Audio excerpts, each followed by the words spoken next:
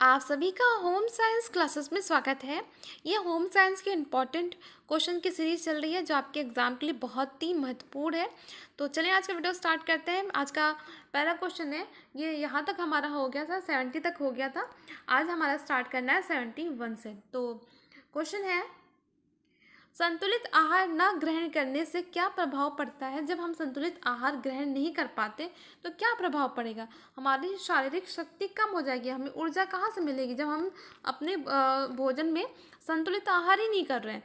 भार में कमी हो जाएगी, कमज़ोरी हो जाएगी। तो ये सभी कारण आपको देखने को मिलते हैं जब आप संतुलित आहार नहीं करते।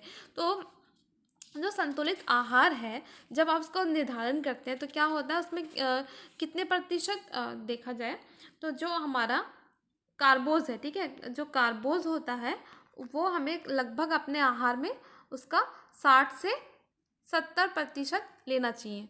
जो वसा होता है, वसा, तेल, घी जो भी होते हैं हमारे फैट, वो कम से कम हमें 20 से, ठीक है, 20 से 30% लेना चाहिए। जो प्रोटीन होता है वो हमें खाने में उसका लगभग हमारा 10 से 15% लेना चाहिए, ठीक है। नेक्स्ट है, विटामिन बी की कमी से बच्चों को कौन सा रोग हो जाता है। जो विटामिन बी की कमी होती है तो उससे बच्चों में बेरी बेरी रोग हो जाता है, ठीक है। और स्कर्वी किससे होता है, विटामिन सी से होता है, रतौंधी विटामिन ए से, और एनीमिया आयरन की कमी से होता है।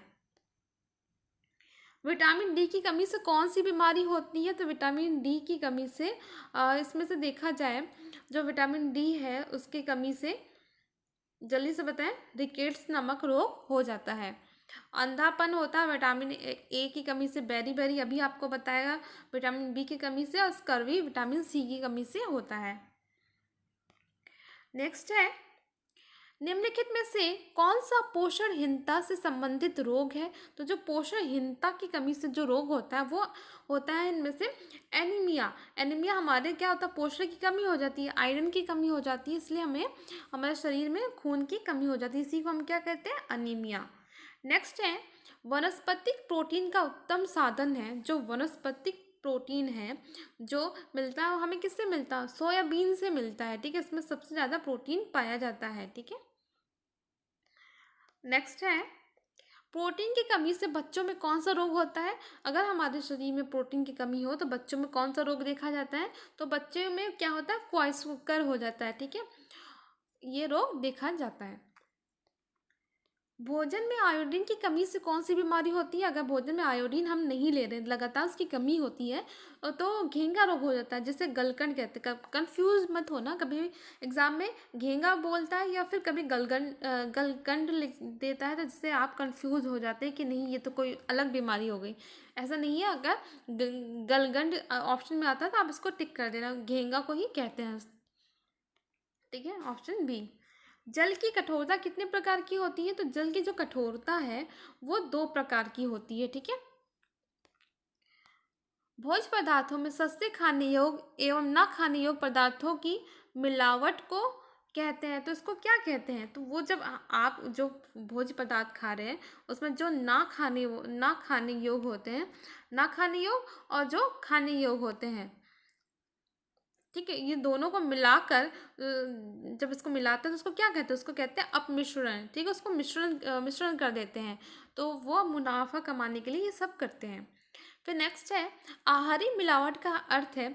आहारी मिलावट का अर्थ क्या होता है, खाद्य पदार्थों की गुणवत्ता का स्तर निम्न होना, खाद्य पदार्थ का विषैला होना, खाद्य पदार्थ का दूषित होना।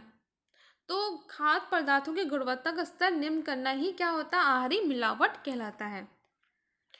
खेसारी दाल के अधिक सेवन से होता है, जो खेसारी दाल होता है आप उसको लगातार सेवन करते रहेंगे तो क्या होता है, ये होता है लेथराइज्म, ठीक है, एक प्रकार का लकवा होता है, इसके कारण लकवा हमारे शरीर में हो जाता है।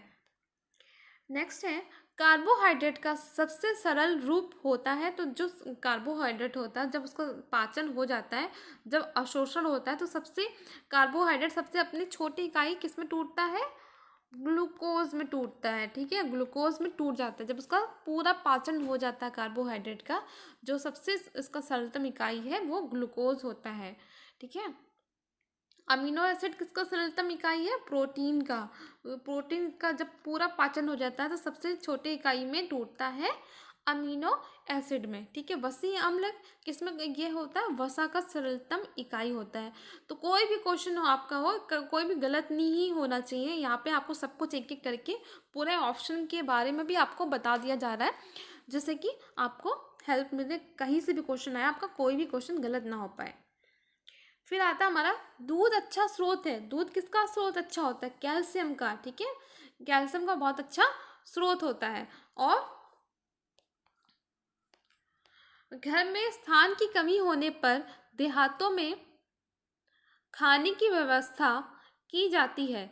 तो जब घर में स्थान की कमी हो जाती है तो जो गांव देहात होते हैं तो लोग खाने की व्यवस्था कहाँ करते हैं? टेबल कुर्सियों में तो नहीं करते हैं, बफर व्यवस्था भी नहीं होती, तो वो तो देहातों की बात हो रही है। तो ये दोनों को ऑप्शन तो बिल्कुल कट हो गया।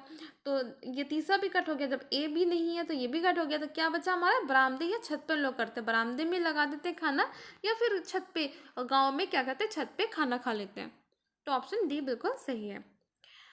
सीमित साधनों द्वारा समुचित पोषण हेतु पूर्व से किया गया नियोजन को क्या कहते हैं?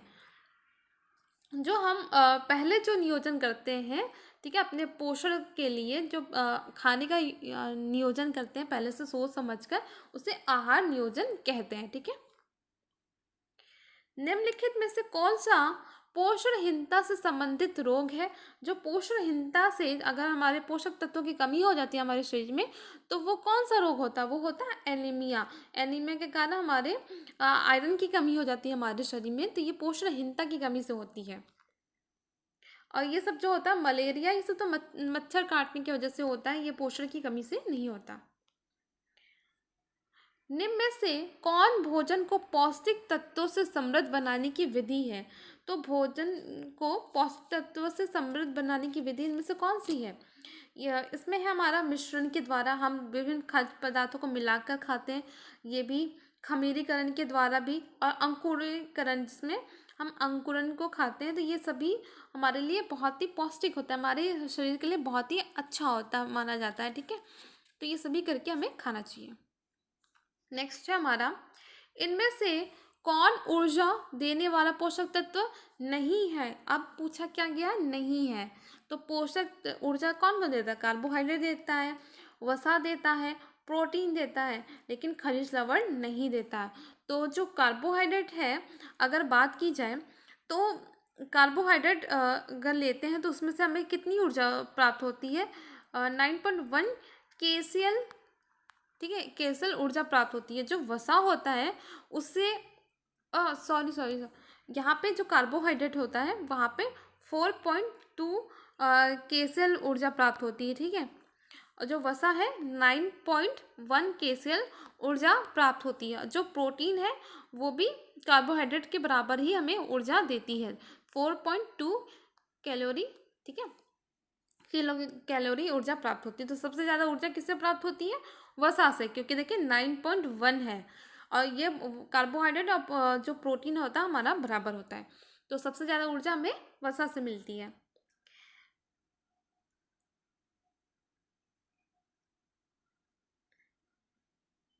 ठीक है, तो हमें यहाँ पूछा गया एक मिनट, इनमें से कौन ऊर्जा शक्ति देने वाला पोषक तत्व नहीं है? तो नहीं है पूछा गया तो खनिज लवण होगा, ठीक है। अगर पूछा जाता पोषक तत्व देने वाला है तो वसा होगा, क्योंकि 9.1 होता है ना।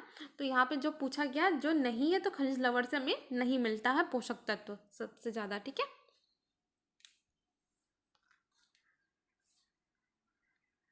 एक गिलास पानी को शुद्ध करने के लिए ब्लीचिंग पाउडर की कितनी मात्रा डाली जाती है? तो अगर हम एक गिलास पानी को शुद्ध करेंगे तो उसमें ब्लीचिंग पाउडर जो होता है तो उसमें हम डालेंगे 1 चाय चम्मच, जो एक चाय की चम्मच होती है ना, तो उससे 1 चम्मच डाली जाती है ब्लीचिंग पाउडर, ठीक है। उष्मा, ज़्यादा उष्मा और शक्ति प्रदान करने वाला पदार्थ है। अभी आपको बताया गया जो वसा होती है वो 9.1, और जो कार्बोहाइड्रेट 4.2, और जो प्रोटीन होता है वो 4.2 किलो कैलोरी ऊर्जा मिलती है। तो सबसे ज़्यादा किससे मिल रही है? आप यहाँ पे देखिए 9.1 सबसे ज़्यादा है ना, तो कौन है? वसा। ठीक है, तो आज के लिए इतना ही। अगर वीडियो पसंद आ रहा है तो प्लीज़ वीडियो को लाइक करें, शेयर करें, चैनल को सब्सक्राइब करें।